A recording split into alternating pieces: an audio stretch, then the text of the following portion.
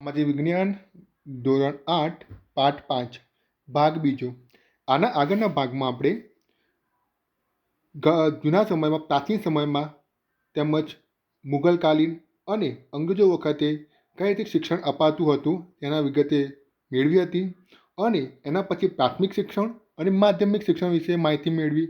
હવે આપણે ભાગ બેમાં ઉચ્ચ અને ટેકનિકલ શિક્ષણ વિશે માહિતી મેળવીશું, જેમાં સૌપ્રથમ વેલેસ્લીએ ઈસવીસન 1801માં કોલકાતામાં ફોર્ટ વિલિયમ કોલેજની સ્થાપના કરી હતી.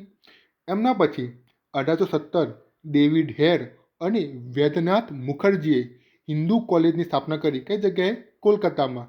જેમાં ભારતીય ભાષાઓ, અંગ્રેજી, ગણિત, ઇતિહાસ, ભૂગોળ અને ખગોળશાસ્ત્ર જેવા વિષયો શરૂ કરવામાં આવ્યા અને ઈસવીસન 1755 પછી તે પ્રેસિડેન્ટ કોલેજ તરીકે ઓળખવામાં આવી.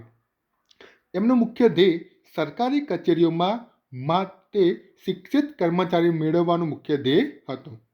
વોરન હેસ્ટિંગે ઈસવીસન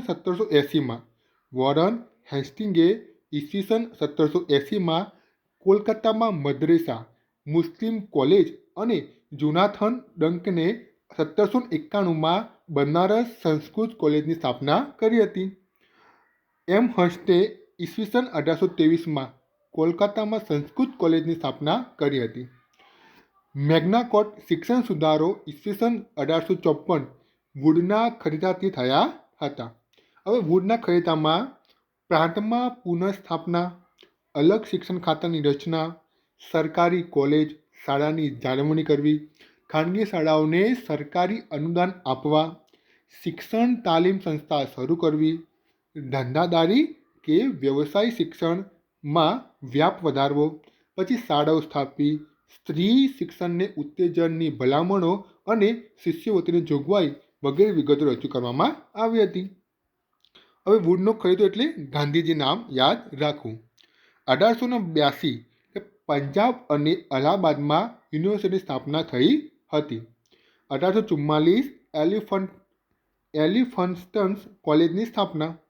પછી કરઝને 1904માં યુનિવર્સિટીને લગતો કાયદો પસાર કરતા ચૂંટાયેલા સભ્યોની સંખ્યા ઘટાડી નિમાયેલા સભ્યોને સેનેટમાં સ્થાન આપવામાં આવ્યું હતું.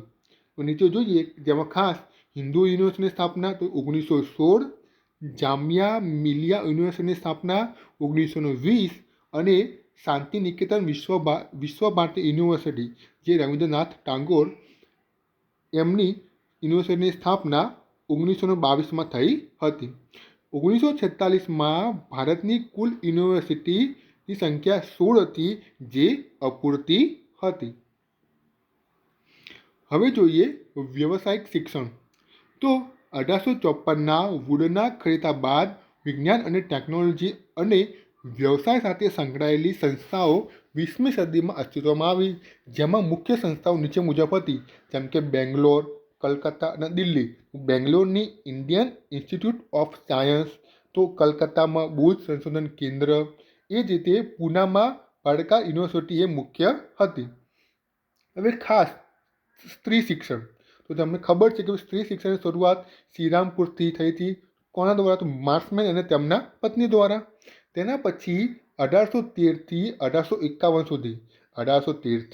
1851 બંગાળ, મુંબઈ અને મદ્રાસમાં જે ખ્રિસ્તી પાદરીઓ હતા એઓ અને અમીર કુટુંબો જેઓ ભેગા મળી અથવા તો એમના રીતે સ્ત્રી શિક્ષણની સંસ્થાઓ સ્થાપી હતી.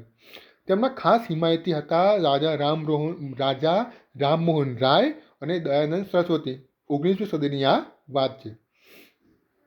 અરસામાં બંગાળના અંગ્રેજી શિક્ષણશાસ્ત્રી બેથુન અને પ્રખર બ્રહ્મો સમાજી ઈશ્વરચંદ્ર વિદ્યાસાગરે ઈસવીસન 1849માં હિન્દુ બાલિકા સરકારી વિદ્યાલયની સ્થાપના કરી હતી, જેના કારણથી આ સ્ત્રી શિક્ષણનો પાયો મજબૂત બન્યો હતો. અને 1873 સુધી 1640 કન્યા શાળાઓ, ટોટલ કેટલી? 1640 કન્યા શાળાઓ બનાવી, જેમાં માત્ર 4.89% છોકરીઓ જ અથવા તો કન્યાઓ શાળામાં જતી હતી. હવે અગ્રણીય શિક્ષણ સુધારો કોણ કોણ હતા? તો જોઈએ તો 19મી સદીના આધુનિક કેળવણી પામેલા મધ્યમ વર્ગ ઊભો થયો, જેમના મતે ભારતનો શિક્ષણનો અભાવ એ ગુલામીનું મુખ્ય કારણ હતું. ભાઈ 19મી સદીમાં જે મધ્યમ વર્ગ હતો એ ઊભો થયો, જેમના મતે શું લાગતું હતું કે આ શિક્ષણનો અભાવ એ જ આપણું ગુલામીનું મુખ્ય કારણ છે. જો રાષ્ટ્ર શિક્ષિત ન થાય ત્યાં સુધી સર્વાંગી વિકાસ શક્ય નથી, જેના કારણે જે સુધારકો વ્યક્તિગત રીતે અથવા તો સંસ્થાગત રીતે કે અંગ્રેજોના સાથે મળી શૈક્ષણિક પ્રવૃત્તિઓ શરૂ કરી, જેમાં અગ્રણી તરીકે રાજા રામમોહન રાયનો સમાવેશ થાય છે, જેઓએ 1826માં બ્રહ્મો સમાજની સ્થાપના કરી હતી, તેમજ વિલિયમ બેન્ટિકને અંગ્રેજી કેળવણી શરૂ કરવામાં નૈતિક બળ પૂરું પાડ્યું હતું. બ્રહ્મો સમાજના અગ્રીમ નેતા ઈશ્વરચંદ્ર વિદ્યાસાગરે બ્રહ્મો સમાજના અગ્રીમ નેતા ઈશ્વરચંદ વિદ્યાસાગરે 1849 અને 50માં બંગાળમાં કન્યા શાળાઓ સ્થપાઈ હતી. મહારાષ્ટ્રમાં જોઈએ તો ભાઈ મહાદેવ ગોવિંદ રાનડે અને તેમના પત્ની રમાબાઈ રાનડેએ કન્યા શાળાઓ, વિધવા માટે શાળાઓ સ્થાપના કરી હતી. તેમજ મહારાષ્ટ્રમાં બીજા જ્યોતિરાવ ફૂલે અને સાવિત્રીબાઈ ફૂલે પણ કન્યા કેળવણી અને વિધવાઓની કેળવણીના પ્રયત્નો કર્યા હતા. તેમજ મહારાષ્ટ્રમાં મહર્ષિ કર્વેએ પણ 1916માં સ્ત્રીઓ માટે અલગ યુનિવર્સિટીની સ્થાપના કરી હતી, જે આજે SNDT યુનિવર્સિટી તરીકે ઓળખવામાં આવે છે અને આજે પણ કાર્યરત છે. પછી અમદાવાદમાં 1850માં ખાસ યાદ રાખજો તો અમદાવાદમાં 1850માં હરકુંવર શેઠાણીએ છોડીઓની નિશાળ તેમજ સ્વામી દયાનંદ સરસ્વતીના શિષ્યોએ લાહોરમાં દયાનંદ એગ્લો વૈદિક કોલેજ અને તેમના બીજા શિષ્ય સ્વામી શ્રદ્ધાનંદે 1902માં કાંગડી ગુરુકુળની શરૂઆત કરી હતી. પછી સર સૈયદ અહેમદ ખાએ મુસ્લિમોમાં શિક્ષણનો વ્યાપ વધારવા માટે 1864માં ક્યારે તો 1864માં ગાઝીપુરમાં અંગ્રેજી શાળા અને 1875માં અલીગઢ ખાતે એગ્લો મોહમેડન ઓરિએન્ટલ કોલેજની સ્થાપના કરી હતી. તેમજ આપણા વડોદરાના મહારાજ સયાજીરાવ ગાયકવાડે વડોદરામાં ઈસવીસન 1901માં ખાસ યાદ રાખજો તો વડોદરાના મહારાજ સયાજીરાવ ગાયકવાડે વડોદરામાં ઈસવીસન 1901માં મફત, ફરજિયાત અને સાર્વત્રિક પ્રાથમિક શિક્ષણની જોગવાઈ કરી હતી. તેમજ તે કોઈ પણ 2 વિદ્યાર્થીઓમાં વિદેશની યુનિવર્સિટીમાં ભણવા શિષ્યવૃત્તિની શરૂઆત પણ કરી હતી.